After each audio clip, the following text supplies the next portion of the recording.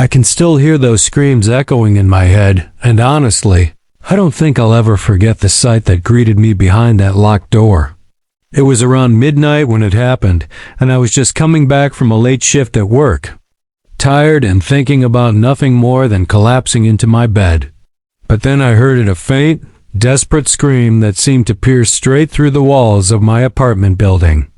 At first, I thought it was just my imagination, or maybe a nightmare someone in the building was having. But then I heard it again, louder this time, more frantic, and it came from the apartment 2 floors above mine. My heart started racing, and I froze in the hallway. Was I supposed to ignore it? I knew I couldn't.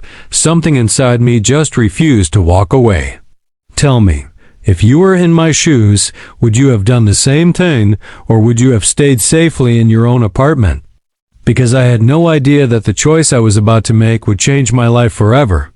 Asterisk, I live in a small, cramped apartment complex in the city. Nothing fancy, just 4 floors, about 20 units total. Most of the neighbors keep to themselves. And I honestly didn't know the people in apartment 3B all that well. I had seen her a few times, a woman in her late 20s, always coming and going, usually with her young daughter in tow. She was quiet, polite, nothing suspicious ever, at least on the surface. But hearing those screams that night made me realize there was more going on than anyone else noticed. I stood in the hallway for what felt like an eternity, listening. Each scream was more desperate than the last, more heart-wrenching. I finally made my decision and ran down the stairs 2 at a time, banging on her door. "Hey, is everything okay in there?" I shouted. No response. Just another scream. This time muffled as if someone had tried to silence it. My hands shook as I fumbled with the doorknob, but it was locked. I started pounding on the door harder, yelling for anyone to help me. But the building was eerily silent except for the crying that seemed to come from the very walls themselves. Panic started to rise in me. Should I call the police? My brain was racing 1,000,000 miles an hour, but my gut told me time was critical. Asterisk, I ran back to my apartment to grab my phone and dial 911, my hands trembling so badly I almost dropped it. I told the operator what I was hearing, my voice shaking, and begged them to send someone immediately. They asked me for details, my address, and I tried to describe the screams. The desperation in her voice, how I feared someone was in danger. I could hear the dispatcher typing, assuring me help was on the way. But it felt like forever, and each second, the screams were getting more intense, more urgent. I didn't know how long I could wait. I decided I had to act. I ran back up the stairs, thinking maybe there was another way and maybe a window. I remembered seeing the balcony door once when I passed by her apartment, but it was high up and not meant to open from the outside. I looked around desperately, and then I saw it. A small emergency exit window in the hallway that led to a fire escape. My adrenaline surged, and I climbed out carefully, shaking as I made my way to her balcony, praying it would be unlocked.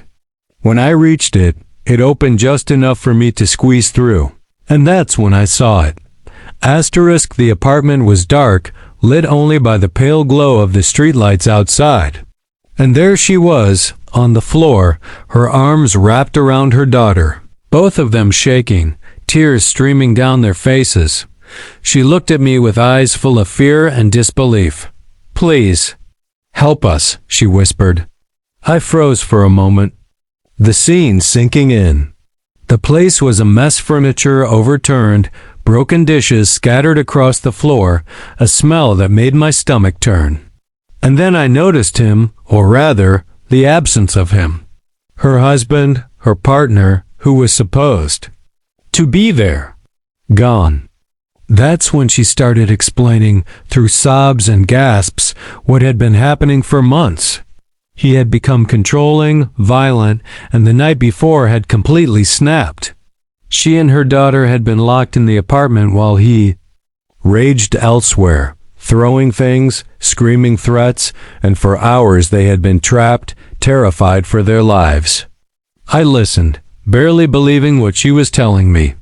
Every word was more horrifying than the last. She kept apologizing, telling me I shouldn't have come, but I couldn't leave. I felt frozen in place, but I knew I had to do something. I looked around quickly, thinking, okay, how do we get out of here? The front door was still locked. The hallway window was their only escape. I guided them toward it, but as I helped her lift her daughter up, I heard a noise behind me.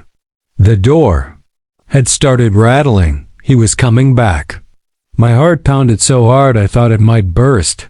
I grabbed a heavy lamp from the floor and held it like a weapon, though I had no idea if it would do any good. The mother whispered, "Go, just get us out," and I nodded, trying to steady my shaking hands.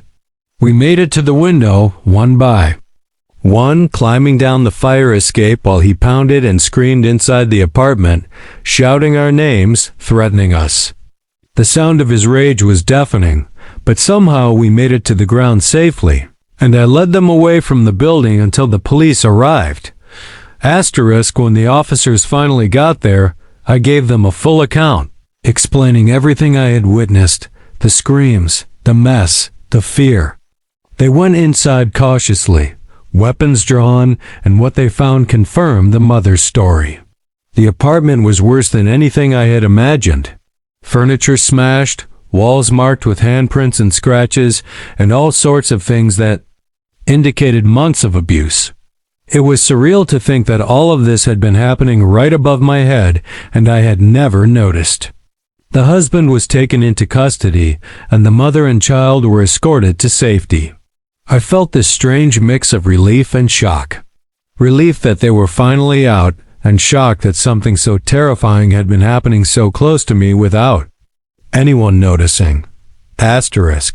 So that's the situation I was in, and I had to make a choice. Before I tell you what happened next, I want you to pause and comment below what you would have done in my shoes.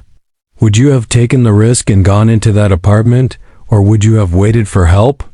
Because in that moment, the decision wasn't just about me, it was about saving 2 lives. And looking back, I can't imagine doing anything differently. Even though my hands were trembling, my mind racing, and I felt completely unprepared for what I was about to face. After the police arrived and secured the scene, I stayed with the mother and daughter at the precinct while they made arrangements. They were in shock, of course, but I could see the gratitude in their eyes, a mixture of relief, disbelief, and a glimmer of hope. Over the next few days, I visited them at a safe house, making sure they had what they needed. They asked me over and over again why I risked my life for them, and honestly, I didn't have a perfect answer. I just knew I couldn't ignore the screams. That night changed me. It made me realize how close we can be to someone's suffering and not see it. How important it is to act, even when you're scared, even when the odds feel impossible. The husband faced serious charges, and though justice isn't always perfect, it was a small comfort knowing that he could no longer harm them. Meanwhile, the mother and her daughters slowly began to rebuild their lives, though the trauma lingered. I still check in on them occasionally, not out of obligation, but because it matters to know they're safe. That's the thing about moments like this, you don't forget them. The sound of those screams, the terror in her eyes, it stays with you. I guess the takeaway from all of this is that courage doesn't always look heroic from the outside. Sometimes it's just answering a scream in the night, deciding not to walk past when someone needs you. Sometimes it's about putting fear aside and trusting your instincts. So if you've ever wondered whether one small act can make a difference, let me tell you, it absolutely can. And for anyone out there watching this, I want you to remember that your actions matter, your attention matters, and sometimes the choice to act could save a life. If you were on my side, if you felt my fear, my panic, but also my determination, please like this video. Subscribe for more stories like this because there are so many more that need to be heard. And I want to hear your thoughts. Share your final thoughts on this whole mess in the comments section. Tell me what you would have done, or if you've ever been in a situation where you had to make a choice that terrified you. I'll see you all in the next story, and I promise it will be just as intense, just as emotional, and just as impossible to forget. Asterisk.